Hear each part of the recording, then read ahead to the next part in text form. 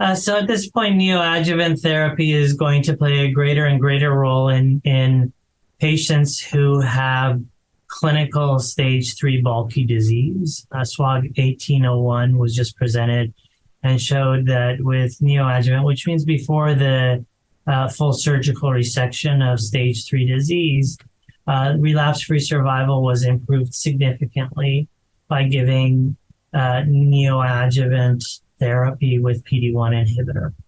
We believe that the reason for that is that you have a lot of tumor-associated antigens already in place, and that you can spark an immune activity and immune surveillance in a better fashion. So with that and with data that's been presented before through other clinical studies, even with combination ipilimumab, nivolumab, and also in the combination with LAG-3 inhibitors and PD-1 inhibitors, we realize now that we have the ability to do a couple of things with neoadjuvant therapy: affect relapse-free survival and hopefully overall survival in patients, number one. Number two, utilize the pre and post biopsy. So the pre is a biopsy before starting, the post is the tumor tissue from the surgical procedure, to evaluate which patients benefit. And we believe that benefit is related to response and a pathological near complete or complete response, but also utilize the tissue and also circulating tumor DNA, et cetera, to get predictive and prognostic markers for patients that we're going to be benefiting.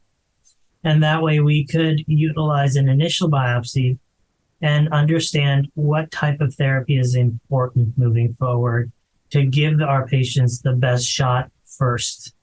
Now remember, we're utilizing checkpoint inhibitors for high-risk stage 2, all stage 3, resected stage 4 patients. That's a lot of patients. So we would possibly be overutilizing regimens in patients who are not going to respond, and also overutilizing in patients who may need only a little bit to get a pathological complete response and not need any further therapy. So the next steps, as we're doing in multiple clinical trials, including the Keymaker trials with Pembrolizumab, the MORPHEUS trials with atezolizumab, and then the NADINA trial out of the Netherlands, which we're part of, looking to see what we can garner, what are the optimal predictive and prognostic markers, and the optimal regimens for our patients, who needs more, who needs less, and whether really neoadjuvant therapy can trump adjuvant therapy in all subsets of patients.